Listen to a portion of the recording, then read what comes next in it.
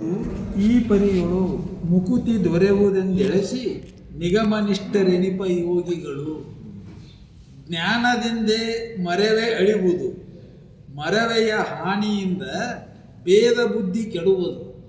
ಕೆಡಲು ಆನೋಪದಾನವನ್ನುಳ್ಳ ವಿಷಯವದು ಅದು ಇದು ಎಂಬ ಅನುಮಾನ ವಿಕೃತಿ ಪೋಪುದು, ಅದು ಪೋಗಲೊಡನೆ. ರಾಗ ವೈರಗಳ ಇರವು ತೊಲಗೆ ಮಾಡಲು ಅಹುದು ಆಗದೆಂಬ ವಿಧಿ ನಾಶಬಹುದು, ನಾಶವೆನಿಸೆ. ಆಗ ಪುಣ್ಯ ಪಾಪ ಕರ್ಮ ವಿಲಯವದು ಪಿಂಗಲಾಗಿ ದೇಹ ಭಾವ ನಷ್ಟ, ಅದರ ನಷ್ಟದೊಳು ಮತ್ತೆ ಸಂಸ್ಕೃತಿ ನಿರಾಕರಣಬಹುದು. ಮೇಲೆ ಉತ್ತಮ ಸಹಜವೆನಿಪ ಅವಸ್ಥೆ ಬಳಿಕ ಆ ಬಿತ್ತರಿಸಲರಿದಾದ ಸುಖವೇ ಸಲೆ ನೆಲೆಸಿತ್ತದೀಗ ಶಂಭುಲಿಂಗವಾಗಿ ತಾನಿಪ್ಪ ಇರವುದು. ತಿಳಿಯುವುದು ಈ ಪರಿಯೊಳು ಮುಕುತಿ ದೊರೆಯುವುದೆಂದೆಳೆಸಿ ನಿಗಮನಿಷ್ಠರೆನಿಪ ಯೋಗಿಗಳು.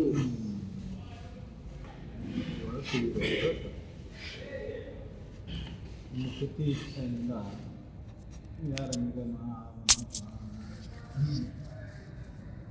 ಶಾಸ್ತ್ರಗಳು ಯಾರನ್ನು ಓದಿರ್ತಾರೆ ಅವ್ರು ಈ ಪರಿ ತಿಳಿಬೇಕು ಅಂತ ಯಾವುದು ತಿಳಿಬೇಕು? ಜ್ಞಾನದಿಂದ ಮರೆವೆ ಅಳಿಯುವುದು. ಏನು ಮರಿವೆ ಆಗೈತಿ?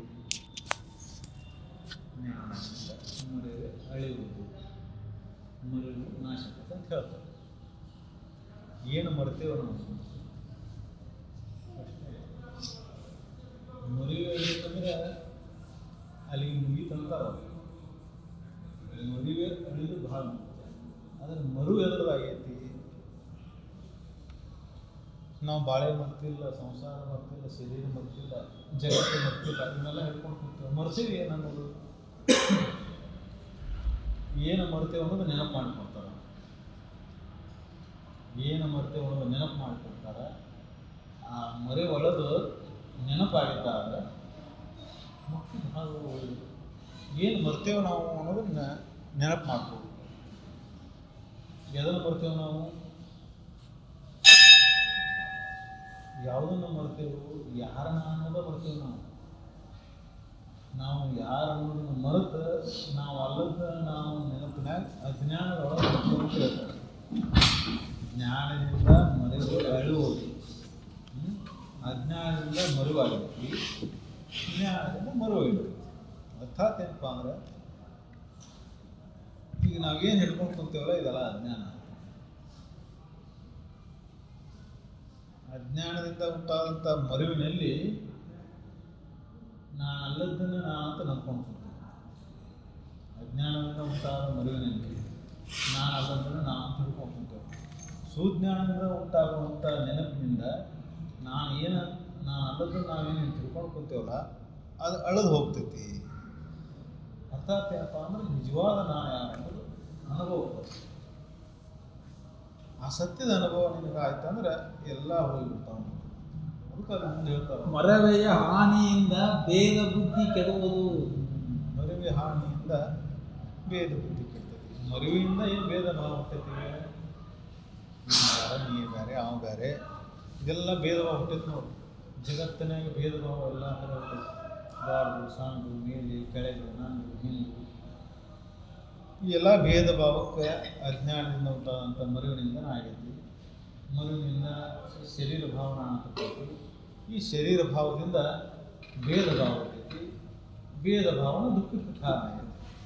ಅರ್ಥಾತ್ ಏನಪ್ಪ ಅಂದ್ರೆ ಅಜ್ಞಾನದಿಂದ ಮರವು, ಮರವಿನಿಂದ ಭೇದ ಭಾವದಿಂದ ದುಃಖ.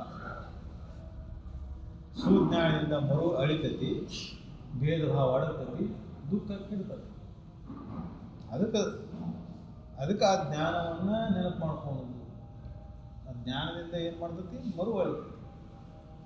ಅದಕ್ಕೆ ನಿಗಮನಿಷ್ಠ ಆಗಿದ್ರೆ ಯಾರು ಮುಕ್ತಿಯನ್ನು ಇಚ್ಛೆ ಪಡ್ಬೇಕಂತೀರಿ, ಆ ಮುಕ್ತಿಯನ್ನು ಇಚ್ಛೆ ಯಾರು ಬೇಕಂತೀರಿ ಅವರು ಇದನ್ನು ನೆನಪು ಮಾಡ್ಕೋರಿ ಅಂತ ಹೇಳ್ತಾರೆ.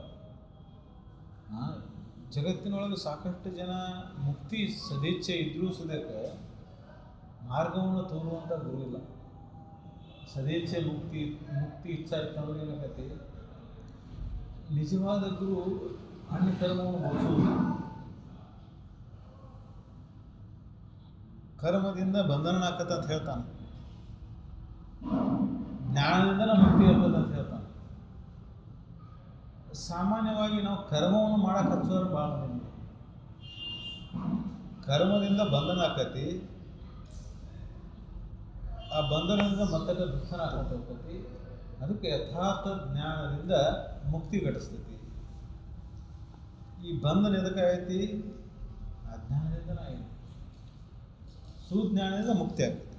ಅದಕ್ಕೆ ಸತತ ಚಿಂತನೆಯನ್ನು ಮಾಡ್ಕೊಂತ ಹೋಗ್ಬೇಕಂದ್ರೂ ಸದ್ಯಕ್ಕೆ ಸದ್ಗುರುವಿನ ಒಲವು ನಮಗೆ ಸಿಗಲಿಲ್ಲ ಅಂದ್ರೆ ಸರಿಯಾದ ಮಾರ್ಗ ಸಿಗಲಿಲ್ಲ. ತಿಳ್ಕೋಬೇಕು ಇಚ್ಛೆ ಇರ್ತೈತಿ, ಆದರೆ ಸತ್ಯವನ್ನು ಹೇಳುವವರ ಕಡೆ ಹೋಗ್ತಾರೆ. ಸತ್ಯದ ಸಂಘ ಹೆಂಗಿರ್ತೈತೆ ಅಂದ್ರೆ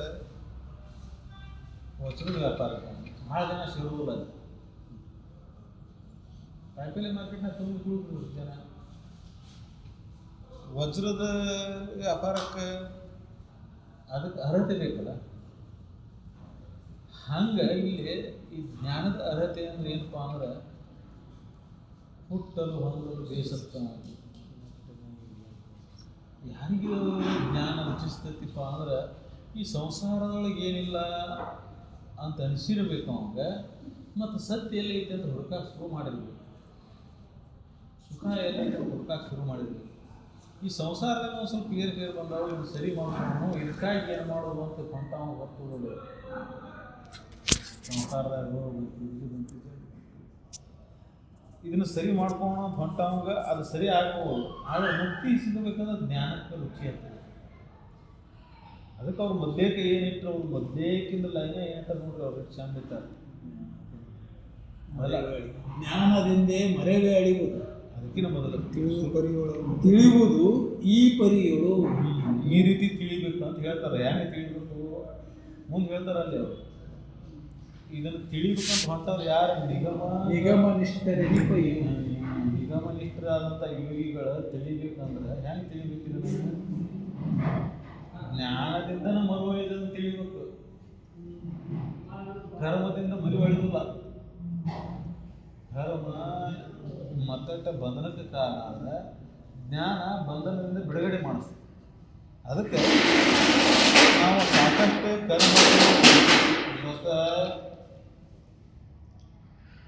ವ್ರತಗಳನ್ನು, ಪೂಜೆ ಪುನಸ್ಕಾರಗಳನ್ನು, ಯಜ್ಞ ಹವನಾದಿಗಳನ್ನು ಮಾಡಿದ್ರೆ ಸತ್ಯಕ್ಕೆ ಅಲ್ಲಿ ಜ್ಞಾನ ಗಳಿಸಲಿಲ್ಲ ಅಂದರೆ, ಅಲ್ಲಿ ಭಕ್ತಿ ಸೇರಲಿಲ್ಲ ಅಂದರೆ ಮುಕ್ತಿ ಗಳಿಸೋದಿಲ್ಲ. ಅಲ್ಲಿ ಆ ಕರ್ಮಗಳನ್ನು ಮಾಡ್ತಾ ಅದರಲ್ಲಿ ಭಕ್ತಿ ಏಕಾಕಾರ ಆಗಿ ಅಲ್ಲಿ ಜ್ಞಾನ ಉದಯ ಆಗಿದ್ದಾದ್ರೆ ಮುಕ್ತಿ. ಈ ಕರ್ಮಗಳನ್ನು ಎದಕ್ಕೆ ಮಾಡೋದಪ್ಪ? ಭಕ್ತಿ ಉದಯ ಆಗಿದೆ. ಜ್ಞಾನಕ್ಕೆ ಕರ್ಮಗಳ ಅವಶ್ಯಕತೆ ಇಲ್ಲ. ಜ್ಞಾನ ಎಲ್ಲ ಕರ್ಮಗಳನ್ನು ದೂರ ಮಾಡ್ತಿರ್ತದೆ. ಆದರೆ ಯಾವುದು ಜ್ಞಾನದಿಂದ ಮುಕ್ತಿಯನ್ನು ಇದು ಮಾಡುವಂಥ ಸಮಯ ನಮಗೆ ಹಿಡಿತೈತಿ, ಆ ಸಮಯ ಬಹಳ ಮುಖ್ಯ. ಆ ಸಮಯಕ್ಕೆ ಕೊಟ್ಟಾಗ ಸಂಪಳಾಗೋದು ಮತ್ತು ನೀವು ಸುಮ್ಮನೆ ಕುಂದ್ರೆ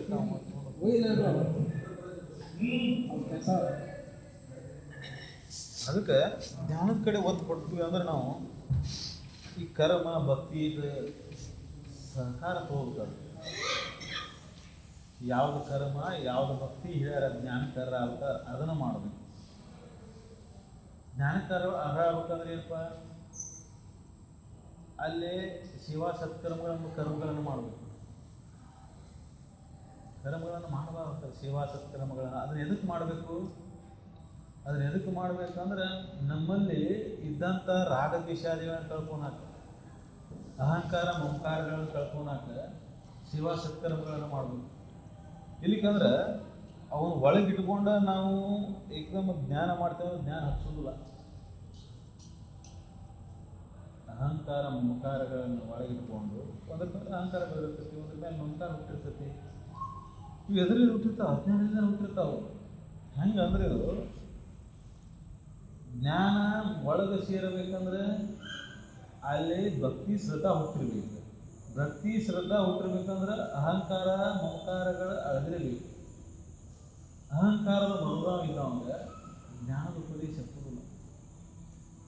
ಮತ್ತು ಜಗತ್ತಿನಾಗ ನೋಡ್ಬೇಕಂತ ನಾವು ಜಗತ್ತಿನಾಗ ಇನ್ನೊಂದು ಪದವಿ ಬಿಡ್ಬೇಕಂತಾನ, ಇನ್ನೊಂದು ಸುಖ ಹೊಂದ್ಬೇಕಂತಾನ, ಇನ್ನೊಂದು ಮತ್ತೊಂದು ಮಾಡ್ಬೇಕಂತಾನ. ಆ ಅಹಂಕಾರಿಗೆ ಅಥವಾ ಮಮಕಾರದೊಳಗೆ, ಈ ಸಂಸಾರದ ಮಮಕಾರದೊಳಗೆ ಬಿದ್ದವಂಗೆ ಜ್ಞಾನದ ಸಮೀಪಕ್ಕೂ ಅವ್ನು ಸುಳಿಯೋಕ್ಕಾಗೋದಿಲ್ಲ. ಯಾಕಂದ್ರೆ ಅಂತಃಕರಣಕ್ಕೆ ಅದು ಮುಟ್ಟುವುದೇ ಇಲ್ಲ. ಸದ್ಗುರು ಸದ್ಗೋಚನಗಳನ್ನು ಹೇಳ್ತಿದ್ರು, ಬೋಧನೆ ಮಾಡ್ತಿದ್ರು, ಸುಮ್ಮನೆ ಹಿಂಗಾಗ್ತಿರ್ಬೋದು. ಯಾಕಂದ್ರೆ ಜ್ಞಾನವನ್ನು ಹಿಡ್ಕೊಳ್ಳೋ ಸಾಮರ್ಥ್ಯ ಇಲ್ಲ. ಅವನ ಇಚ್ಛೆ ಏನೈತಿಪ್ಪ, ಮತ್ತು ಮಮಕಾರ ಅಹಂಕಾರಗಳು ಬಿದ್ದು ಹೊಳೆಯಾಡ್ತ. ಅದಕ್ಕೆ ಸೇವಾ ಸತ್ಕರ್ಮಗಳನ್ನು ಮಾಡೋದು ಎದಕ್ಕೆ, ಒಲವಿಂದ ಸೇವಾ ಸತ್ಕರ್ಮಗಳನ್ನು ಮಾಡೋದು ಎದಕ್ಕಪ್ಪ ಅನ್ನೋದಿಲ್ಲ ಅಂದ್ರೆ ಜ್ಞಾನಕ್ಕೆ ಪಾತ್ರತೆ ಬೇಕಲ್ಲ. ಪಾತ್ರತೆಯನ್ನು ಪಡ್ಕೊಂಡ ಮೇಲೆ ಜ್ಞಾನ ಬೋಧನೆ ಆಯ್ತಂದ್ರೆ ಅದು ಪಟ್ಟಣ ಹಿಡ್ಕೊಂತದೆ. ಅಲ್ಲಿ ಆ ಹಂತಕ್ಕೆ ಬರುವವರೆಗೇನು ಜ್ಞಾನ ರುಚಿಸೋದೇ ಇಲ್ವೋ. ಸತ್ಸಂಗ ಶ್ರವಣ ಎಲ್ಲರಿಗೂ ರುಚಿ ಎತ್ತುವುದಿಲ್ಲ. ಯಾಕೆ ರುಚಿ ಎತ್ತುವುದಿಲ್ಲ ಅಂದ್ರೆ ಸಂಸಾರದೊಳಗೆ ರುಚಿ ಹುಡುಕ್ತಿರ್ತಾನೆ ನಾವು. ಏನೋ ಬಾಯಿ ಒಂದು ಸ್ವಲ್ಪ ಕೆಟ್ಟದ್ದಿ, ಇದು ಒಂದು ಸ್ವಲ್ಪ ಶುದ್ಧ ಅಂದ್ರೆ ಸಂಸಾರ ಚಲೋನ ಐತಲ್ಲ. ಸ್ವಲ್ಪ ಸಿರಿ ಸಂಪತ್ತು ಬಂದ್ರೆ ಮುಖ್ಯನ ಐತಿ ಸಂಸಾರದೊಳಗೆ, ಸಾಕಲ್ಲ. ಸಿರಿ ಸಂಪತ್ತು ಬಂದುಬಿಟ್ಟಂದ್ರೆ ಆಯುಷ್ಯ ಆರೋಗ್ಯ ಸಿರಿ ಸಂಪತ್ತಿದ್ರು ಮತ್ತೆ ಮುಕ್ತಿ ಆಗಬೇಕು ಪ್ರಶ್ನೆ ಬರ್ಬೇಕು. ಆದರೆ ಯಾವ ಶಾಸ್ತ್ರಗಳು ನಮಗೆ ಗೊತ್ತಿಲ್ಲ. ಆಯುಷ್ಯ ಆತಿ, ಆರೋಗ್ಯ ಆತಿ, ಸಿರಿ ಸಂಪತ್ತು ಆತಿ, ಇವು ಯಾವ ಶಾಸ್ತ್ರಗಳು ಅನ್ನೋದು ತಿಳಿದೇ ಇಲ್ಲ. ಅದಕ್ಕೆ ನಾವು ಜಾಣ ಕುರುಡು ಅಂತಾರಲ್ಲ. ಅಂದ್ರೆ ಎಲ್ಲ ನೋಡ್ತಾನ, ತನ್ನ ಎದುರಿಗೇನೆ ಎಲ್ಲ ನೋಡ್ತಾನ ಅಂತ ಅಳದು ಹೋದಾಗ ನೋಡ್ತಾನ, ಜಗತ್ತಿನೊಳಗೆ ಬೆರೆದಾಡಿ ಹೋದಾಗ ನೋಡ್ತಾನ, ಪದವಿ ಕೊಟ್ಟವನ್ನು ಸ್ವೀಕಾರ ಮಾಡಿ ಮತ್ತೆ ಹೆಂಗೆ ಆದಾಗ ಎಲ್ಲ ನೋಡ್ತಾನ. ನೋಡಿ ಮತ್ತು ಜಾಣ ಕುರುಡು ಅವ್ರಿಗೆ ಆಗೈತೆ, ನನಗಾಗಿಲ್ಲ. ಅದು ಅವ್ರಿಗೆ ಸಂಬಂಧ, ನನಗೆ ಸಂಬಂಧ ಇಲ್ಲ. ಅರ್ಥಾತ್ ಏನಪ್ಪ ಅಂದ್ರೆ ನಮಗೆ ಇಚ್ಛೆ ಏನೈತಿ, ಮುಕ್ತಿ ಇಚ್ಛೆ ಇಲ್ಲ. ಮುಕ್ತಿ ಇಚ್ಛೆ ಇದ್ದಾಗ ಈ ಸಂಸಾರದೊಳಗೆ ಅಂಕುಡೊಂಕುಗಳಿದ್ರು ಇದು ಸಮ ಆಗೋದಿಲ್ಲ. ಅನ್ನಿಸೋದಕ್ಕೆ ಒಲವು ಇದ್ರ ಕಡೆನೇ ಉಳಿತದೆ. ಮತ್ತು ಇದನ್ನ ಸಮ ಮಾಡ್ಕೊಂಡು ಮತ್ತೆ ಮುಕ್ತಿ ಆಗ್ಬೇಕಂತೀವಿ, ನಾವು ಸುಖಿ ಆಗ್ಬೇಕಂತೀವಿ. ಅದಕ್ಕೆ ಜ್ಞಾನಕ್ಕೆ ಪಾತ್ರತೆಗೆ ಅರ್ಹರಾಗೋಕ್ಕಿಂತ ಪೂರ್ವದಲ್ಲಿ ಜ್ಞಾನ ಬೋಧನೆ ಆದರೂ ಹೆಚ್ಚಿಲ್ಲ. ಬೀಜ ಚಲೋ ಐತಿ, ಭೂಮಿ ಫಲವತ್ತತೆ ಇರ್ಲಿಕ್ಕಂದ್ರೆ ಭೂಮಿಯೂ ಚಲೋ ಐತಿ, ಬೀಜನೂ ಚಲೋ ಐತಿ. ಅಲ್ಲಿ ನೀರಿನ ಅಂಶ ಇರಲಿಲ್ಲ, ಮಳೆ ಇರಲಿಲ್ಲ ಅಂದ್ರೆ ಹಂಗೆ. ಅಂದರೆ ಕೆಲವೊಂದಿಷ್ಟು ಮಂದಿಗೆ ಸಶ್ರವಣ ಅಜ್ಞಾನ ಬಂದ ಕೂಡ ಹೌದು ಅನಿಸ್ತತಿ, ತಿಳ್ಕೊಬೇಕು ಅನಿಸ್ತತಿ. ಅದು ಮುಂದುವರಿದಿಲ್ಲ. ಅಲ್ಲಿ ಪುಣ್ಯದ ದೋರ ಇರೋದಿಲ್ಲ. ಮತ್ತು ಸಂಸಾರದ ಒಳಗೆ ಹೆಚ್ಚಿಗೆ ಆಗಿ ಕೊಟ್ಟಿರ್ತೀವಿ. ಅಹಂಕಾರ ಮಮಕಾರಗಳು ತುಂಬಿರ್ತಾವೆ. ಇಲ್ಲಿದ್ದಾಗ ಹೌದು ಅನಿಸ್ತದೆ. ಮತ್ತು ಹೊರ ಒಬ್ಬರು ಏನಿರುತ್ತೆ, ಕಾಮ ಕ್ರೋಧ ಲೋಭ ಬಂದು ಆವರಿಸ್ಕೊಂಡಿರ್ತಾವೆ. ಈ ಸತ್ಸಂಗದ ಮೇಲೆ ಒಲವು ಮತ್ತು ಯಾವ ಬರ್ತದೆ. ಅದು ಬರುವವರೆಗಿನ ಮತ್ತೆ ಹಂಗೆ ತಿಳ್ತಿರ್ತಾವೆ ಹೊರಗೆ. ಅರ್ಥಾತ್ ಏನಪ್ಪ ಅಂದ್ರೆ ಇದ್ರ ಮೇಲೆ ಒಲವು ಹುಟ್ಟಿ ಮುಕ್ತಿ ಆಚೆನ ಹುಟ್ಟಿ ಮೋಕ್ಷಗಳು ಆಗಬೇಕನ್ನೋವರಿಗೆ ಹಿಂಗೆ ಇದು ನೋಡಂತ ಹೇಳಾಕ್ತಾರೆ ಅವರು.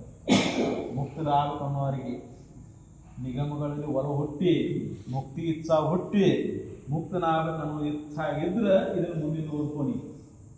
ಮತ್ತು ಇದು ಇಚ್ಛಾ ಇರಲಿಲ್ಲ ಅಂದ್ರೆ ಮುಂದಿನ ಬೇಕಾಗಿಲ್ಲ, ಅಲ್ಲೇ ಬಿಟ್ಬಿಡೋದು. ಮುಂದೆ ಅವ್ರು ಹೇಳ್ತಾರೆ. ಅದಕ್ಕೆ ಅದನ್ನು ಮೊದಲು ಅದನ್ನ ಇಟ್ಟಾರೆ, ಕಿಟಿಕಿ ಹೆಂಗಿಟ್ಟಾರೆ ನೋಡೋರು. ತಿಳಿಯುವುದು ಈ ಪರಿಯೋಳು, ತಿಳಿಯೋದು ಈ ಪರಿಯೋಳು. ಹೆಂಗೆ ತಿಳ್ಕೊಬೇಕು ನೋಡಿ, ನನ್ನ ತಿಳ್ಕೊ. ಮುಕ್ತಿ ನಿಗಮಗಳಲ್ಲಿ ಅದಕ್ಕೆ ಶ್ರದ್ಧಾ ಹುಟ್ಟಿರ್ಬೇಕು. ಅದ್ರ ಮೇಲೆ ಮುಕ್ತನಾಗಬೇಕು ಇಚ್ಛಾ ಹುಟ್ಟಿರ್ಬೇಕು, ಒಲವು ಇರಬೇಕು ಅದ್ರ ಮೇಲೆ. ಅಂದಾಗ ಮುಂದೆ ತಿಳಿತೈತಿ. ಏನು ತಿಳಿತೈತಿಪ್ಪ? ಜ್ಞಾನದಿಂದಲೇ ಮರುವಳಿ ಅಳುವಳು. ಜ್ಞಾನದಿಂದಲೇ ಮರು ಎಳಿತೈತಿ. ಮತ್ತೊಂದು ಯಾವುದರಿಂದ ಕರ್ಮದಿಂದ ಅಂತ ಹೇಳಿಲ್ಲ ಅವರು. ಮತ್ತೊಂದು ಯಾವುದರಿಂದ ಅಂತ ಹೇಳಿಲ್ಲ. ಅವು ಪೂರಕ ಅದಾವು. ಅದರಿಂದ ಅಳಿತೈತೆ ಅಂತ ತಿಳ್ಕೊಬೇಡ. ಗುರುನಾಮ ಸ್ಮರಣೆ ಪೂರಕ ಐತಿ, ಜಪ ತಪಾದಿಗಳು ಪೂರಕ ಅದಾವು, ದಾನ ಧರ್ಮಾದಿಗಳು ಪೂರಕ ಅದಾವು. ಅಚಲವಾದ ನಂಬಿಕೆ ಶ್ರದ್ಧಾ ಅವಶ್ಯ ಐತಿ. ಆದರೆ ಕಟ್ಟ ಕಡೆಗೆ ಬೇಕಾಗಿದ್ದು ಜ್ಞಾನದಿಂದನೇ ಮರುವಳಿತೈತಿ.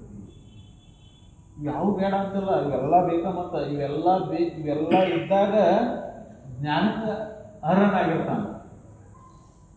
ಜ್ಞಾನಕ್ಕೆ ಅರ್ಹ ಆಗ್ಬೇಕಂದ್ರೆ ಸೇವಾ ಸತ್ಕರ್ಮಗಳ ಒಲವು ಇರಬೇಕು, ದಾನ ಧರ್ಮ ಹೊರಬೇಕು, ಸಂಸಾರದ ಮೇಲೆ ಜ್ಞಾನ ಕಡಿಮೆ ಆಗಿರ್ಬೇಕು, ಇದ್ರೊಳಗೆ ಏನೈತಿ ರುಚಿ ಇಲ್ಲ ಅನ್ನೋದು ತಿಳಿದಿರ್ಬೇಕು, ಅನುಭವ ಬಂದಿರ್ಬೇಕು ಅವ್ರು.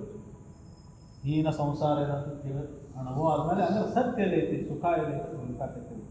ಅದಕ್ಕಲ್ಲಿ ಅಲ್ಲಿ ಒಲವು ಹುಟ್ಟಿರ್ಬೇಕು, ಅದ್ರ ಮೇಲೆ ಸತ್ಸಂಗದ ಮೇಲೆ ಒಲವು ಹುಟ್ಟಿರ್ಬೇಕು.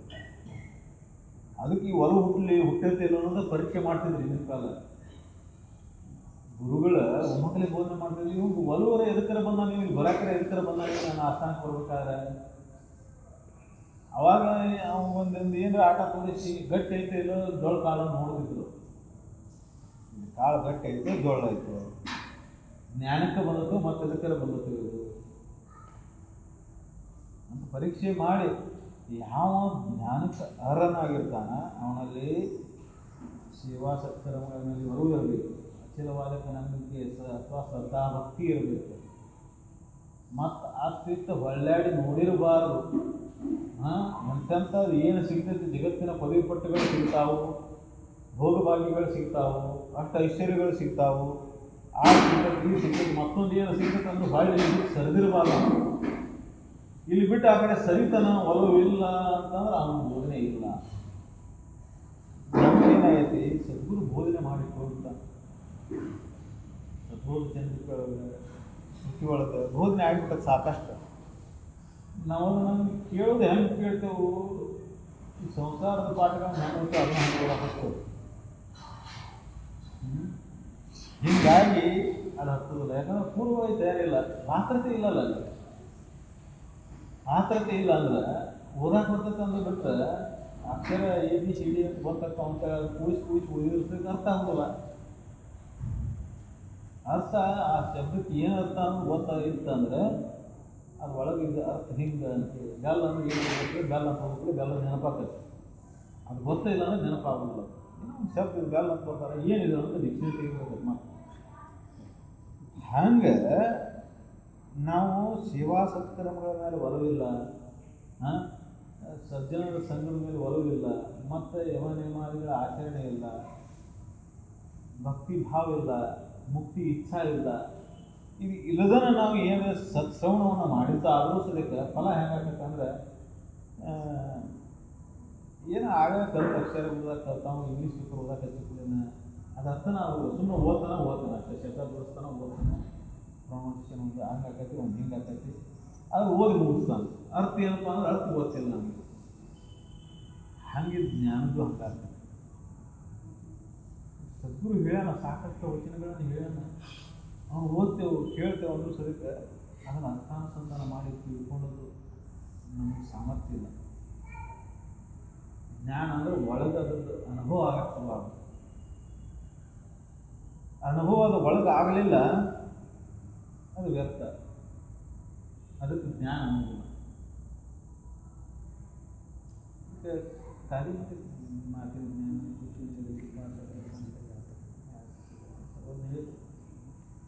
ಅರ್ಥಾತ್ ಏನಪ್ಪ ಅಂದ್ರೆ ಶಬ್ದದ ಜ್ಞಾನಕ್ಕೆ ಕಷ್ಟ, ಅದು ಅರ್ಥಾನುಸಂಧಾನ ಇಲ್ಲ, ಆಚರಣೆ ಇಲ್ಲ, ಮುಕ್ತಿ ಇಲ್ಲ.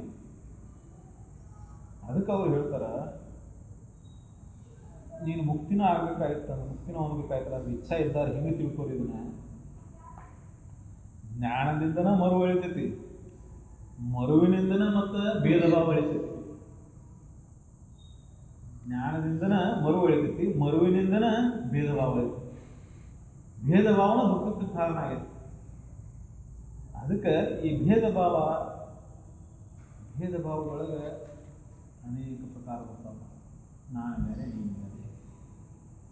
ಜಗತ್ತಿನಾಗೆಲ್ಲ ಜೀವಿಗಳ ಆಕಾರಗಳು ನೋಡಿ ನಾನು ಬೇರೆ, ಅವನು ಬೇರೆ, ಇವನು ಬೇರೆ ತಿಳ್ಕೊತಾನೆ.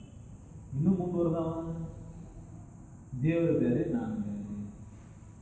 ದೇವ್ರ ಮೇಲೆ ಅದಾನ, ನಾನು ಕೆಳಗದೀನಿ. ಅರ್ಥಾತ್ ಏನಪ್ಪ ಅಂದ್ರೆ ತಾನಲ್ಲದ್ದು ತಾನು ತಿಳ್ಕೊಂಡು ಕೂತ್ಕೊಂಡು ದೇವರನ್ನ ಬೇರೆ ಇಟ್ಕೊಂಡು ನೋಡಕ್ಕೆ ಮಾಡಿ.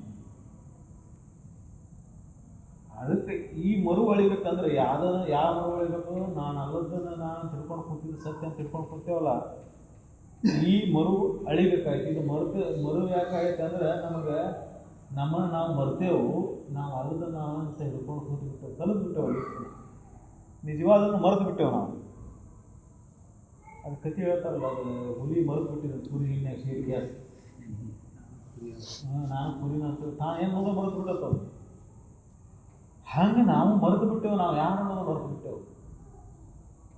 ನಾವು ಯಾರು ಅನ್ನೋದು ಮರೆತು ನಾವು ಅಲ್ಲದ್ರ ಕಡೆನೇ ಲಕ್ಷ್ಯ ಬಿಟ್ಕೊಂಡು ನಿತ್ಯ ಏನು ಮಾಡ್ತೇವೆ, ದೇಹ ಭಾವದಾಗ ಇರ್ತೇವೆ. ಕುಂತ್ರ ನಿಂತ್ರ ಎತ್ತರ ಬಿದ್ದ ಈ ಶರೀರ ನಾನು ನಾಮರೂಪಾದಿಗಳು, ಇದಕ್ಕಿಟ್ಟಂಥ ನಾಮರೂಪಾದಿಗಳು, ಜಾತಿ ಕುಲ ಗೋತ್ರಾದಿಗಳು ಮತ್ತು ಇವನ್ನೆಲ್ಲ ಹಿಡ್ಕೊಂಡು ಇದೇನೈತಲ್ಲ ಮಿಥ್ಯಾ ನಾನು ಅಂತ ಶಬ್ದೋಪಯೋಗ ಮಾಡ್ತಾರೆ. ನಿಜವಾದ ನಾನು ಅಂತ ಮಿಥ್ಯಾ ನಾನು ಅಂದರೆ ನಾವು ಇಷ್ಟಿನ ಏನು ಕಲ್ಕೋತ ಬಂದೇವಲ್ಲ, ಕಲ್ಕೊಂಡು ಏನು ನಮ್ದು ವ್ಯಕ್ತಿತ್ವ ರೂಪ ಮಾಡೋದಲ್ಲ, ಇದನ್ನು ನಾನು ತಿಳ್ಕೊಂಡ್ಕೊಂತೀವಿ. ನಾನು ಗಂಡು, ನಾನು ಹೆಣ್ಣು, ಅಂಥವ ಎಂಥವ, ಶ್ರೀಮಂತ ಬಡವ, ದೊಡ್ಡವ ಸಣ್ಣವ, ರೋಗಿ ರುಚಿ ಅಂತ ಏನೇನೋ ನಮ್ಮ ಭಾವದೊಳಗೆ ಏನೇನು ತಿಳ್ಕೊಂಡ್ಬಿಡ್ತೇವಲ್ಲ ಅದು ನಾನು ಅನಿಸ್ತದೆ. ಯಾಕೆ ಅನಿಸುತ್ತೆ? ಕೂಡ ಏನಂತಾನೆ ನಾನು ಕೂಡ ನಾನು ಅಂತಾನೆ, ಕುಂಟ ನಾನು ಕುಂಟ ಅಂತಾನೆ, ಕಿವುಡ ನಾನು ಕಿವುಡ ಅಂತ. ಇವು ಇಂದ್ರಿಯಗಳ ನೀನಲ್ಲ, ಇವು ಕಿವಿ ಕೇಳೋಲ್ಲ, ನೀನು ಕಿವುಡಲ್ಲ, ಕಣ್ಣು ಕಾಣುವಲ್ಲ, ನೀನು ಕುರುಡಲ್ಲ. ನೀನು ಜಗತ್ತಿನ ಎಲ್ಲವನ್ನೂ ನೋಡ್ತೀನಿ, ಎಲ್ಲವನ್ನೂ ತಿಳಿಯವನು. ನೀನೇನು ಕುರುಡ ಸಾಧ್ಯತೆ? ಎಲ್ಲವನ್ನೂ ಕೇಳ್ತೀನಿ. ನೀವೆಲ್ಲ ಕೇಳೋದಿಲ್ಲ, ಕೇಳ್ತೀವಿ, ಎಲ್ಲ ಕೇಳ್ಬೇಕು. ಈ ಜಗತ್ತಿನ ಜಡ ಶಬ್ದಗಳಿಗೆ ಕೇಳಾಕಿಲ್ಲ, ಎಲ್ಲ ಕೇಳ್ತಾವ. ಕಣ್ಣಿದ್ದ ಇಲ್ಲಿಲ್ಲ ಅಂದ್ರೆ ಎಲ್ಲ ಕಾಣ್ತೈತಿ, ಕಿವಿ ಇಲ್ಲ ಅಂದ್ರೆ ಎಲ್ಲ ಕೇಳ್ತೈತಿ, ಬಾಯಿಲ್ಲ ಅಂದ್ರೆ ಎಲ್ಲ ಮಾತಾಡ್ತಾನೆ. ಅರ್ಥಾತ್ ಏನಪ್ಪ ಅಂದ್ರೆ ಇದು ಏನು ಮಾಡ್ಬೇಕಲ್ಲ ಇದನ್ನು ನಾನು ತಿಳ್ಕೊಂಡು ಕೂತೇವು. ಇದು ನೀನು ಅಲ್ಲ, ಇದೆಲ್ಲದಕ್ಕೂ ಸಾಕ್ಷಿ ನೀನಲ್ಲಿ. ಇದ ಸತ್ಯ. ಈಗ ನೆನಪ ಶುರು ಆಗುತ್ತೆ. ಮರುವಳದು ನಾನು ಕೂಟ ಕುಂಟ ಕಿವುಡ ಮೂಕ ಶ್ರೀಮಂತ ಬಡವ ಬುದ್ಧಿವಂತ ಬುದ್ಧಿವಂತ ಏನೇನು ಇವೆಲ್ಲ ಹಿಡ್ಕೊಂಡು ಕೂತೇವಲ್ಲ, ಇದೆ ಮರುತು ಸತ್ಯ ನೆನಪಾಗಬೇಕು. ನಾನು ಸಾಕ್ಷಿ ಸ್ವರೂಪ, ಸಚ್ಚಿದಾನಂದ ಸ್ವರೂಪ, ಎಲ್ಲದಕ್ಕೂ ಸಾಕ್ಷಿ ಇರತಕ್ಕಂಥ ಪರಬ್ರಹ್ಮ ಸ್ವರೂಪ ನಾನು ಅನ್ನುವಂಥ ಸತ್ಯದ ನೆನಪಾಗಿ ಎಲ್ಲದಕ್ಕೂ ಆಳಕ್ಕೆ ಭೇದ ಭಾವ ಇರ್ತವೆ. ಕೂಡ ಕುಂಟ ಕಿವುಡ ಅನ್ನೋದೆಲ್ಲ ಹೋಯಿತು, ದೊಡ್ಡವ ಸಣ್ಣ ಅನ್ನೋದು ಹೋಯಿತು. ಇವೆಲ್ಲ ಅಳದು ಯಾವುದೆಲ್ಲ ಉಳಿತೀವಿ? ನಾನು ಸಚ್ಚಿದಾನಂದ ಸ್ವರೂಪ, ಪರಬ್ರಹ್ಮ ಸ್ವರೂಪ, ನಾನು ಅರಿವು, ನಾನು ಸಾಕ್ಷಿ ಅನ್ನುವಂಥ ಭಾವ ಅಂತಃಕರಣದೊಳಗೆ ತುಂಬಿ ಬಿಡ್ತೆ ಅಂದರೆ ಅದ ಮುಕ್ತಿ. ಈ ಭೇದ ಭಾವ ಅಳದು ಅಳದು ಸತ್ಯ ನೆನಪಾಗಿ ಅದ ಗಟ್ಟಿಯಾಗಿ ಉಳಿದ್ಬಿಡ್ತು ಅಂದ್ರೆ ಅದ ಮುಕ್ತಿ. ಅಜ್ಞಾನದಿಂದ ಹುಟ್ಟಿದಂಥ ಈ ಮರವನ್ನು ಜ್ಞಾನದಿಂದ ತೆಗೆದು ಹಾಕಿಬೋದು. ಅದಕ್ಕೆ ಇದನ್ನು ನೆನಪು ಮಾಡ್ಕೋಬೇಕಾಯ್ತು, ಇದನ್ನು ಚಿಂತನೆ ಮಾಡ್ಬೇಕಾಯ್ತು.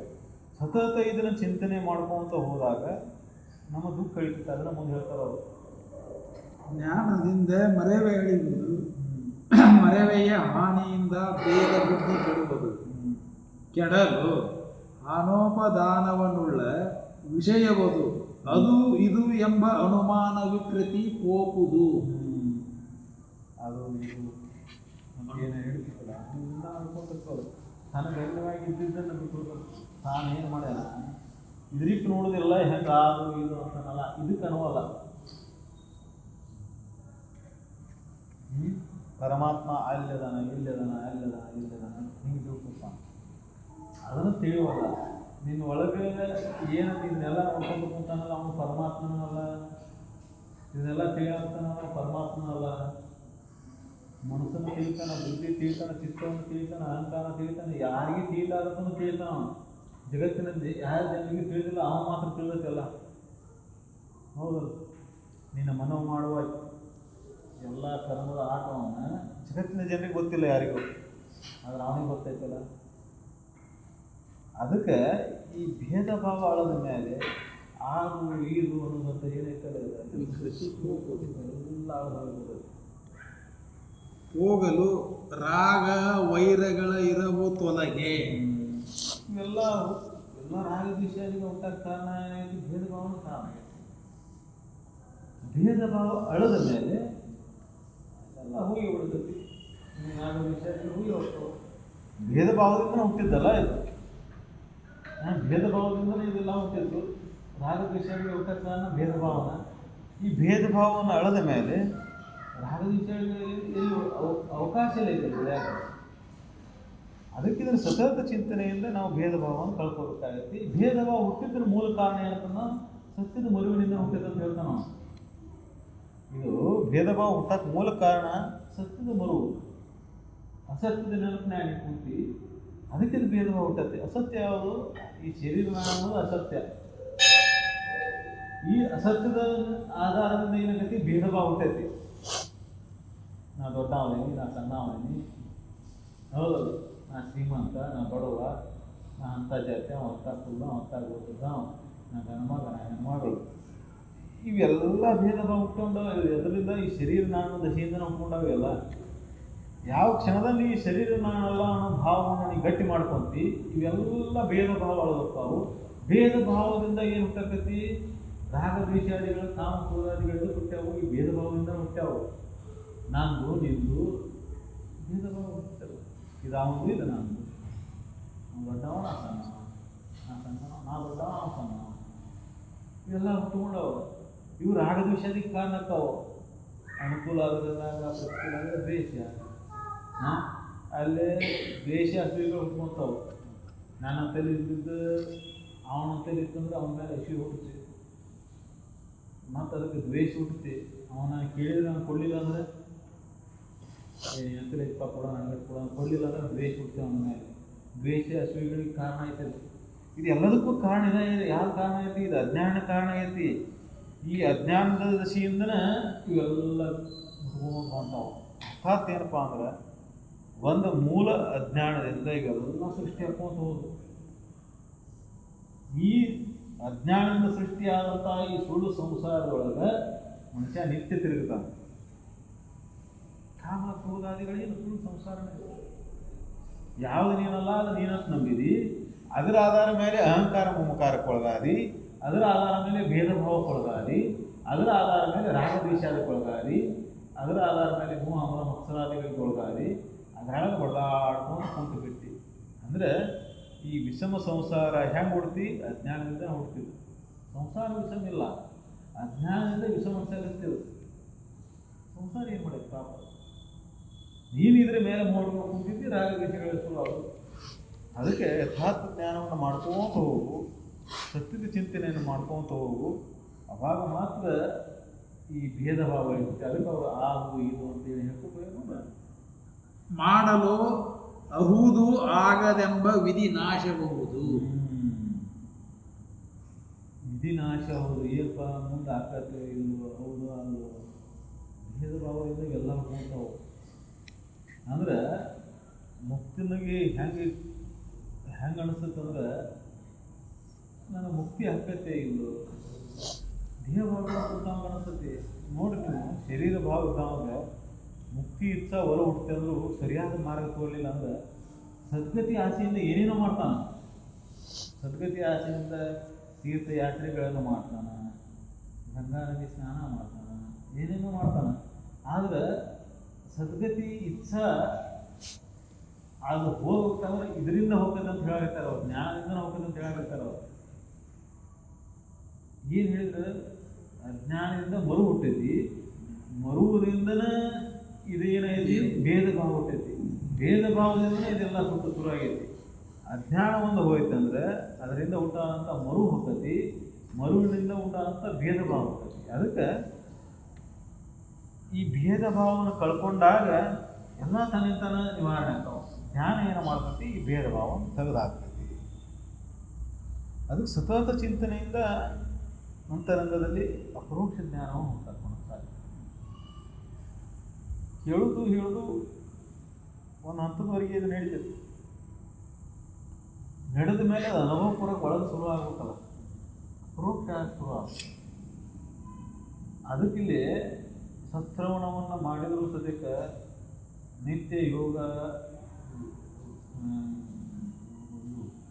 ಸ್ತೋತ್ರ, ಪುರಾಣ, ಪುಣ್ಯ ಕಥೆಗಳನ್ನು ಹೇಳಿದ್ರು ಸದ್ಯಕ್ಕೆ ಜ್ಞಾನ ಯಾಕೆ ಘಟಿಸೋದಿಲ್ಲ ಅಂದ್ರೆ ಈ ಸಮಸ್ಯೆಯಿಂದಲೇ ಘಟಿಸೋದಿಲ್ಲ. ನಿತ್ಯ ಸತ್ಸಂಗ ಮಾಡ್ತಾನೆ, ಶಾಸ್ತ್ರ ಪುರಾಣಗಳನ್ನು ಓದ್ತಾನೆ, ಅಧ್ಯಯನ ಮಾಡ್ತಾನೆ, ಆದರೂ ದುಃಖ ತಪ್ಪುವುದಿಲ್ಲ. ಯಾಕಪ್ಪ? ದೇಹ ನಾನು ಭಾವ ಅಳದಿರುವುದಿಲ್ಲ. ದೇಹ ನಾನನ್ನು ಭಾವ ಹಂಗೆ ಉಳಿದು ಬಿಟ್ಟಿರ್ತದೆ. ಈ ದೇಹ ನಾನನ್ನು ಭಾವ ಅಳಿಯುವಂಥ ಪ್ರಯತ್ನ ನಾವು ಮಾಡೇ ಇಲ್ಲ ಜೀವನದಲ್ಲಿ ಅಂತ. ಯಾಕೆ ಮಾಡಿಲ್ಲ ಅಂದರೆ ಅದನ್ನ ಯಾರು ಹೇಳ್ಕೊಟ್ಟೇ ಇಲ್ಲ ಅವನು. ಆದರೆ ಇಲ್ಲಿ ಅತಿ ಸ್ಪಷ್ಟವಾಗಿ ಹೇಳಾಗ್ತಾರೆ, ಈ ನಿನಗೇನಾದ್ರೆ ನೀನು ಮುಕ್ತಿ ಆಗಬೇಕಾಗಿತ್ತಂತ ಇಚ್ಛಾನ ಇತ್ತಂದ್ರೆ, ಸದ್ಗತಿ ಆಸೆನೇ ಇತ್ತಂದ್ರೆ, ಇದು ಒಂದು ಮರು ಆಗಿದೆ ನಿನಗೆ. ಆ ಮರು ಕೆಟ್ಟು ಹೋಗ್ಬೇಕಂದ್ರೆ ಜ್ಞಾನದಿಂದ ಮಾತ್ರ ಕೆಡ್ತತಿ. ನಿನ್ನ ಮರು ಎಚ್ಚರಿಸ್ತದ, ನಿಜವನ್ನು ಎಚ್ಚರಿಸ್ತದೆ ನಿನಗೆ. ಆ ಎಚ್ಚರಿಕೆಯಿಂದ ಮಾತ್ರ ಈ ಮರು ಅಳದು ಜ್ಞಾನ ಘಟಿಸುತ್ತೆ. ಅಂದ್ರೆ ನಿನಗೆ ಅವಾಗ ಭೇದ ಭಾವ ಇರ್ತೈತಿ, ಇಲ್ಲಿ ಅಲ್ಲಿವರೆಗೆ ಅಳಿಯೋದಿಲ್ಲ ಅಂತ ಹೇಳ್ತಾರೆ. ಅದಕ್ಕೆ ಅವ್ರು ಕಟ್ಟು ಕಡೆದು ಹೇಳ್ತಾರೆ ನೋಡೋದು. ಕಡೆಗೆ ಏನು ಹೇಳ್ತಾರೆ? ದೇಹ ಭಾವ ನಷ್ಟ, ಮತ್ತೆ ಸಂಸ್ಕೃತಿಗೆ ನಿರಾಕರಣಬಹುದು. ಮೇಲೆ ಉತ್ತಮ ಸಹಜವೆನಿಪ ಅವಸ್ಥೆ, ಬಳಿಕೆ ಆ ಬಿತ್ತರಿಸಲರಿದಾದ ಸುಖವೇ ಸಲೆ ನೆಲೆಸಿತ್ತದೀಗ ಶಂಭುಲಿಂಗವಾಗಿ ತಾನಿಪ್ಪಿರವುದು. ಸಂಸ್ಕೃತಿಗೆ ನಿರಾಕರಣಬಹುದು, ಶಂಭುಲಿಂಗವಾಗಿ ತಾನಿಪ್ಪಿರವುದು. ಏನಾಗಿತ್ತು? ಬಿತ್ತರಿಸಲರಿದಾದ ಅಲ್ಲ, ಇದನ್ನೆಲ್ಲ ಮಾಡಿದ್ಮೇಲೆ ಶಂಭುಲಿಂಗನೇ ತಾನಾಗಿ ಶಂಭುಲಿಂಗನಿಗೆ ಬೇರೆ ಇದ್ರೆ ಕಾಣ್ತಾನ ಅಂತ ಹೇಳಿಲ್ಲ. ಹೇಳಿದ್ರೆ ಏನಂದ್ರೆ ಅರ್ಥಾತ್ ಏನಪ್ಪ ಅಂದ್ರೆ ತಾನು ಒಳಗೆ ಐತಿ ಶಂಭುಲಿಂಗ. ತಾನು ಅದನ್ನು ನೋಡಲಾರ್ದ ಅಲ್ಲೆಲ್ಲ ಹುಡುಕ್ತಾನ ಮನುಷ್ಯ. ಲಿಂಗ ತಾನು ಒಳಗೆ ಐತಿ. ಅದನ್ನ ಅನುಭವದಿಂದ ನೋಡಿದಾಗ ಅನುಭವಿಸ್ತಾರೆ. ಅದಕ್ಕೆ ಇಲ್ಲಿ ಇಷ್ಟೆಲ್ಲ ನೀನು ಜ್ಞಾನದಿಂದ ಇಷ್ಟೆಲ್ಲ ಮಾಡ್ಕೊಂಡು ಹೋದ್ಮೇಲೆ ಕಟ್ಟು ಕಡೆದು ಏನಾಗತ್ತಪ್ಪ ಅಂದ್ರೆ ನಿನ್ನ ದೇಹ ಭಾವ ಅಳಗೋಗ್ತದೆ. ದೇಹ ಭಾವ ಅಳದ ಮೇಲೆ ಮುಂದೆ ಏನಾಗತ್ತೆ ಅನ್ನೋದು ಒಂದು ಸ್ಥಾನ ಪೂರ ಹೇಳ್ಬಿಟ್ಟಿದೆ. ದೇಹ ಭಾವ ಅಳೆಯೋದ್ರಿಂದ ಮುಂದೆ ಏನೇನಾಗ್ತದೆ? ಸಂಸ್ಕೃತಿಗೆ ನಿರಾಕರಣ. ಈ ಸಂಸಾರ ಸಂಸ್ಕೃತಿ ಇದೆಲ್ಲ ತೋರ್ತಲ್ಲ, ಇದೆಲ್ಲ ಸುಳ್ಳು ಅಂತ ನಿರಾಕಾರ ಇದು ಸುಳ್ಳುಪ್ಪ, ಇದರೊಳಗೆ ಸುಖ ಇಲ್ಲ, ಸತ್ಯ ಇಲ್ಲ ಅಂತ ಜ್ಞಾನ ಒಳಗಟ್ಟಿಸ್ತದೆ. ದೇಹ ಭಾವ ಇರುವವರೆಗೆ ಸಂಸಾರ ಇರುವುದು. ಯಾವಾಗ ದೇಹ ನಾನು ಭಾವ ನಾಶ ಆಯಿತು, ಸಂಸಾರ ನಾಶ ಆಯಿತು. ದೇಹ ನಾನು ಭಾವ ಇತ್ತು, ಸಂಸಾರ ಐತೆ. ಅಲ್ಲಿ ಮುಂದೆ ಹೇಳ್ತಾರೆ ಅದಕ್ಕೆ ಉತ್ತಮ ಸಹಜವೆನಿಪ ಅವಸ್ಥೆ. ಹೆಂಗೆ ಬರ್ತೈತೆ ಅವಸ್ಥೆ ಅಂತ ಹೇಳ್ತಾರೆ ಅವರು. ಇದು ಗಟ್ಟಿ ಆತ ಅಂದ್ರೆ ದೇಹ ನಾನು ಭಾವ ಅಳದು ಹೋಯ್ತಂದ್ರೆ ಹೆಂಗಿರ್ತೈತಿ ಮನುಷ್ಯನ ಅವಸ್ಥೆ? ಬಿತ್ತರಿಸಲಿರ್ತಾವ. ಹೆಂಗಿರ್ತೈತಿ ಮನುಷ್ಯನ ಅವಸ್ಥೆ? ದೇಹ ಭಾವ ಅಳದು ಹೋಗೈತಿ, ಶರೀರ ಭಾವ ಇಲ್ಲ, ಜಗತ್ತಿನ ಸಂಸಾರದ ಮೇಲೆ ವ್ಯಾಮೋಹ ಇಲ್ಲ, ಎಲ್ಲಿ ಕುಂತೇನೋ ಪರಿಜ್ಞಾನ ಇಲ್ಲ. ಕುಂತವನು ನಾನಲ್ಲ, ನಿಂತವನು ನಾನಲ್ಲ. ಶಿವಾನಂದ ಅವ್ರದ್ದು ಚರಿತ್ರೆ ಕೇಳಿರಿ, ಹೆಂಗೈತಿ ಅವ್ರ ಚರಿತ್ರೆ ಒಳಗೆ ಕೊಡ್ತೈತಿ. ಸೂರ್ಯಮಾನ ಮನ್ಯಾಗ ಕೂತ್ರೆ ಕ್ಯಾನ್ಸರ್ಗೆ ಪೂರ ಮೆತ್ತಿ ಒಂದು ತೊಡಿನ ಪೂರ ತಿಂದು ಬಿಟ್ಟಿದ್ದು ಬುದು ಬಿದ್ದಿತ್ತು ಅಂತ ಒಳಗೆ ರಕ್ತ ಸೋತಿತ್ತು. ಅನುಷ್ಠಾನದಿಂದ ಎದ್ದು ಬಂದ್ರೆ ರಕ್ತ ಸೂರಾಕತ್ತಿತ್ತು. ಅದ್ರ ಮಾಸದ ಮತ್ತೆ ತಿಂಗಾಣಿಕೆ ಹಿಡಿತದೆ. ಅಂದ್ರೆ ಶರೀರ ಭಾವ ಇಲ್ಲ, ಎಲ್ಲಿ ಕುಂತೇನಿ ಅನ್ನೋ ಭಾವ ಇಲ್ಲ, ನಾನನ್ನೋ ಭಾವ ಇಲ್ಲ. ಆ ಭಾವಕ್ಕೆ ಶಂಭುಲಿಂಗನೇ ತಾನಾಗಿ ಒಂದು ಭಾವ. ಅಲ್ಲಿ ಶರೀರ ಭಾವ ಇಲ್ಲ. ತಾನ ಯಾರ? ಶಂಭುಲಿಂಗನ ತಾನು. ಅವನಿಗೆ ಅಣ್ಯವಾಗಿಲ್ಲ. ಶರೀರ ನೀನಂತ ಭಾವ ಇತ್ತಿ, ಅದು ಅಣ್ಯವಾಗಿ ಹೊರಗೈತಿ.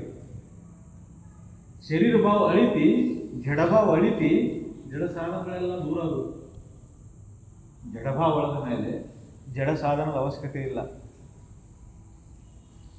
ಅದಕ್ಕೆ ಅಂಗದ ಮೇಲೆ ಲಿಂಗ ಯಾವಾಗ ಮಠ ಇದು ನಾನು ಅನ್ನೋ ಮಠ ಅಂತ. ಒಮ್ಮೆ ಇದು ನಾನು ಅಳಿತಿ, ಅದು ಇದ್ರೇನೇ ಇರಲಿಲ್ಲ ಅಂತ. ಅದು ಇದ್ರೇನೇ ಇರಲಿಲ್ಲ ಅಂತ. ಅದರ ಅವಶ್ಯಕತೆ ಇರುವುದಿಲ್ಲ, ಉಳಿದಿರುವುದಿಲ್ಲ. ಅವರು ಸಾಧನ ಅವಸ್ಥೆ ಒಳಗೆ ಏನಾದ್ರು ಗುರು ಹೇಳೋಣ ನಡೀತಿತ್ತು. ಸಾಧನೆಗೆ ಬೇಕು ಒಂದು ಭಕ್ತಿ ಭಾವ ಹುಟ್ಟಲಿ, ಶ್ರದ್ಧಾ ಹುಟ್ಟಲಿ, ಚಾತು ತಪ್ಪದ ನಿತ್ಯ ಕರ್ಮಗಳನ್ನ ಒಂದು ಮಾಡಲಿ ಅನ್ನೋ ಒಂದು ಸದೀಚ್ಛೆಯಿಂದ ಹೇಳ್ತಾರೆ. ಅದು ಒಂದು ಹಂತದಾದ ಮೇಲೆ ದೇಹನ ತಾನು ಭಾವ ಅಳದ ಮೇಲೆ ಆ ಲಿಂಗದ ಅಂಗದ ಅವಶ್ಯಕತೆ ಇಲ್ಲ, ಲಿಂಗದ ಅವಶ್ಯಕತೆ ಉಳಿದಿಲ್ಲ, ಅವನಿಗೆ ಉಳಿದಿಲ್ಲ, ಅದರ ಅವಶ್ಯಕತೆ ಉಳಿದಿಲ್ಲ. ಜಾರಿ ಬಿದ್ದು ಇದರ ಅವಶ್ಯಕತೆ ನನಗಿಲ್ಲಪ್ಪ ಅಂತ ಬಿಟ್ಟ. ಅದಕ್ಕೆ ಅದರ ಅವಶ್ಯಕತೆ ಎಲ್ಲಿವರೆಗೆ ಐತಿ? ಈ ಈ ದೇಹ ಭಾವ ಎಲ್ಲಿವರೆಗೆ ಇರ್ತದೆ ಎಲ್ಲಿವರೆಗೆ. ಯಾವ ಕ್ಷಣದೊಳಗೆ ದೇಹ ಭಾವ ಹೋಯ್ತು, ಎಲ್ಲಿ ಕುಂತೀನಿ ಎಲ್ಲಿ ನಿಂತೀನಿ ಅನ್ನೋ ಭಾವ ಇಲ್ಲ, ಪರಿಜ್ಞಾನ ಇಲ್ಲ ಅವನಿಗೆ, ಹಣ ಲಿಂಕ್ ಆಗಿಬಿಟ್ಟ. ಅದಕ್ಕೆ ಕಟ್ಟ ಕಡೆ ಶಬ್ದ ಇವರು ಮತ್ತೆ ಬಂದ್ರೆ ಕೊಡ್ತಾರ, ಕಟ್ಟ ಕಡೆ ಕೀ ಹೇಳಿಬಿಟ್ಟವರು ಬಿತ್ತರಿಸಲರಿದಾದ ಅಂತಹ ಆನಂದದ ಅನುಭೂತಿ ಅಂತ ಹೇಳ್ತಾರೆ ಅವರು. ಮತ್ತೊಬ್ರಿಗೆ ಹೇಳಕ್ ಬರೋದಿಲ್ಲ, ಮತ್ತೊಬ್ರಿಗೆ ಹೇಳ್ಬೇಕು ಬಿತ್ತಿ ಹೇಳಕ್ತಾನ, ಅದು ಬರಲಾರಂಥ ಆನಂದದ ಅನುಭೂತಿ ಅದ ತಾನಾದ್ಮೇಲೆ ತಾನಿಪ್ಪ ಇರಬಹುದು. ಅಂಥ ಆನಂದದ ಅನುಭೂತಿ ಒಳಗೆ ತಾನಿಪ್ಪ ಇರುವಾದ ಮೇಲೆ ಶಂಭುಲಿಂಗ ತನ್ನ ಗಣ್ಯವಾಗಿ ಎಲ್ಲಿ ಉಳಿದಿಲ್ಲ ಅಂತ ಪ್ರಶ್ನೆ ಮಾಡ್ತಾರ ಅವರು. ಶಂಭುಲಿಂಗ ತನ್ನ ಗಣ್ಯವಾಗಿ ಎಲ್ಲಿ ಉಳಿತ, ತಾನ ಆಗಿಬಿಟ್ಟ. ಹೆಂಗ ಆಳವಾದ ಸಮುದ್ರಕ್ಕೆ ಇಳಿದಂಥ ಉಪ್ಪಿನ ಗೊಂಬಿ ಸಮುದ್ರನ ಆಗಿಬಿಟ್ಟದು. ಉಪ್ಪಿನ ಗೊಂಬಿ ಬಿಟ್ಟು ಆಳ ಸಮುದ್ರಕ್ಕೆ ಅಳ್ಯಾಕೆ ಎಷ್ಟೈತೆ ಕರಕು ಅಂತ ಹೋಗ್ಬಿಡ್ತಿ, ಗೊಂಬೆ ಬೆಳೆದು ಕರಗಿ ಹೋಗ್ಬಿಡ್ತಿ, ಸಮುದ್ರದಲ್ಲಿ ಸಮುದ್ರ ಏಕಾಗಿ ಗೊಂಬೆ ಎಲ್ಲೈತೆ ಅಂತ ತೋರಿಸಂದ್ರೆ ಸಮುದ್ರನ ಅದು. ಹಂಗೆ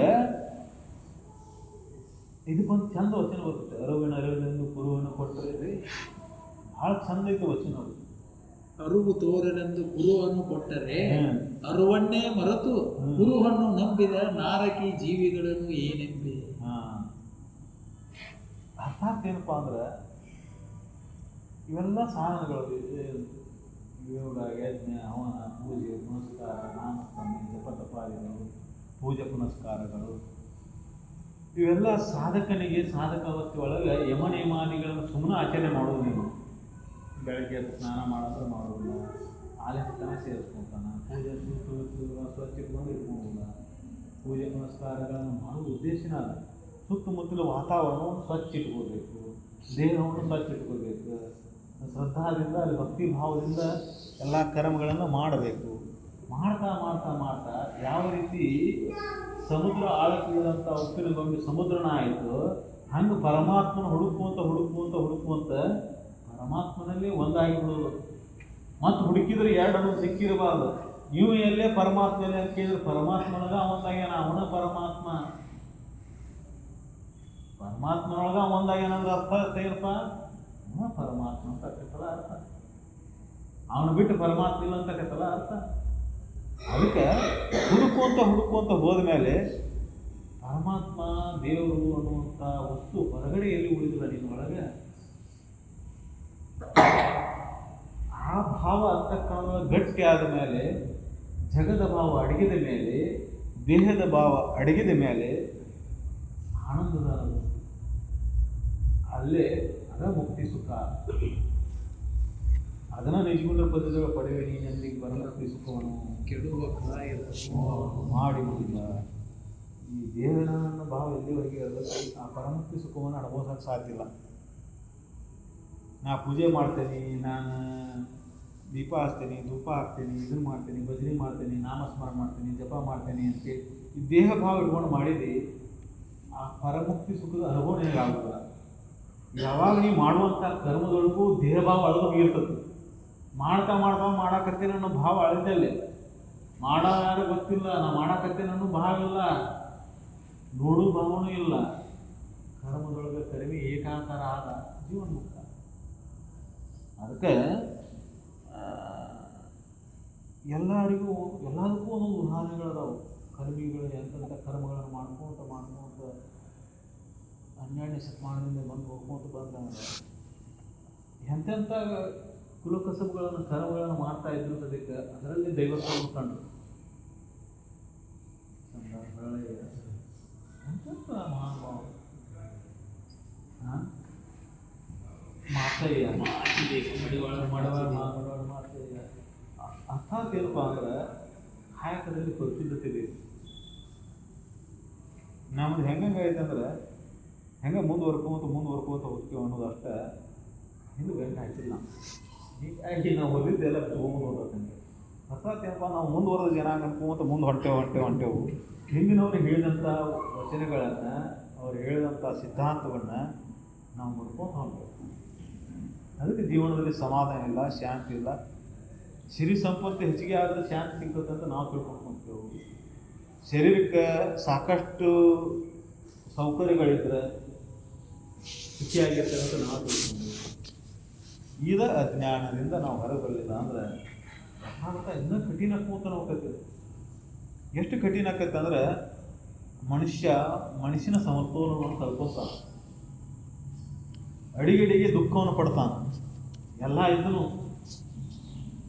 ಅಡಿಗಡಿಗೆ ದುಃಖವನ್ನು ಪಡ್ಕೊಂತ ಏನಿದ್ದು ಎಲ್ಲ ಇದ್ದೂ ಸದ್ಯಕ್ಕೆ ಸಮಾಧಾನ ಅನ್ನೋದು ಜೀವನದಲ್ಲಿ ಇರೋಕ್ಕೆ ಸಾಧ್ಯನೇ ಇಲ್ಲ. ಯಾಕಂದ್ರೆ ಮೂಲ ಸಿದ್ಧಾಂತವನ್ನು ಮಾಡ್ಕೊಂಡು ಹೊಂಟೇವೆ ನಾವು. ಮೂಲ ಸಿದ್ಧಾಂತ ಏನಪ್ಪ ಅಂದ್ರೆ ಜಗತ್ತಿನ ಯಾವ ವಿಷಯಗಳಲ್ಲಿಯೂ ಸುಖ ಅನ್ನೋದಿಲ್ಲ. ಜಗತ್ತಿನಾಗ ಇಷ್ಟೆಲ್ಲ ಪಡಿಬೇಕಂತ ಹೊಂಟಿಯಲ್ಲ ನೀನು, ಎಷ್ಟು ಪಡೆದ್ರೂ ಜಗತ್ತಿನ ಯಾವ ವಿಷಯಗಳಲ್ಲಿ ಸುಖ ಅನ್ನೋದಿಲ್ಲ. ಸುಖ ಅನ್ನೋದೆಲ್ಲಿ? ತನ್ನಲ್ಲಿ. ತಾನೇ ತನ್ನೊಳು ನೋಡಲು ಪರಮಾನಂದದ ಚಿರಕಂಡ ರೂಪ. ತಾನ ಇಳಿದು ತನ್ನೊಳಗಿಳಿದು ತನ್ನನ್ನು ತಾನು ತಿಳಿದು ತಾನಾಗಿ ಉಳಿದ ಮೇಲೆ ಆನಂದನ ಆನಂದ. ಈ ಪದ್ಯದೊಳಗೆ ಅದನ್ನೇ ಹೇಳಿದ್ರಿ. ಯಾರು ಈ ಆನಂದವನ್ನು ಹೊಂದಬೇಕಂತೀರಿ, ಯಾರು ಪರಮುಕ್ತಿ ಸುಖವನ್ನು ಹೊಂದಬೇಕಂತೀರಿ, ಯಾರಿಗೆ ಮುಕ್ತ ಸ್ವಭಾವ ಐತಿ, ಈ ರೀತಿಯಾಗಿ ತಿಳಿದು ನೋಡಬೇಕು ಉಪಾಯ. ತಿಳಿಯುವುದು ಈ ಪರಿವಳು ಅಂತ ಅದಕ್ಕೆ ಈ ರೀತಿಯಾಗಿ ನೀವು ತಿಳಿಬೇಕು. ಈ ರೀತಿಯಾಗಿ ನೀವು ತಿಳ್ಕೊಂಡ್ರೆ ಮಾತ್ರ ಆ ಪರಮುಕ್ತಿ ಸುಖವನ್ನು ಪಡೆಯಕ್ಕೆ ಸಾಧ್ಯ ಐತಿ. ಈ ಪರಮುಕ್ತಿ ಸುಖಕ್ಕೆ ಏನು ಅಡ್ಡಿ ಆಗೈತಿ? ಅಜ್ಞಾನದಿಂದ ಅಸತ್ಯ ಏನು ಗಟ್ಟಿ ಹಾಕೊಂತಲ್ಲ, ಇದು ಅಡ್ಡಿ ಆಗೈತಿ. ಸತ್ಯ ಮರ್ತತಿ, ಅಸತ್ಯ ಸತ್ಯದ ಸ್ಥಾನದಲ್ಲಿ ಬಂದು ಕುಂತೋತಿ. ಅದನ್ನು ಮರೆತಿದ್ದಕ್ಕೆ ಇಷ್ಟೆಲ್ಲ ದುಃಖ ಆಗೈತಿ.